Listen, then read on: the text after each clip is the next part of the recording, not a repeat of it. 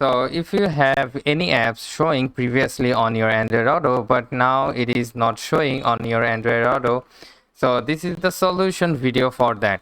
Like you can unhide the apps in Android Auto. How you can do that? So for that reason, first of all, go and tap on the settings, and then from here you need to go with the connection or connected devices option to find out the Android Auto option right over here.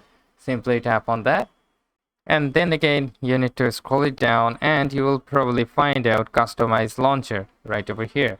Simply tap on the customize launcher and then scroll it down and you'll probably find the hidden apps right over here.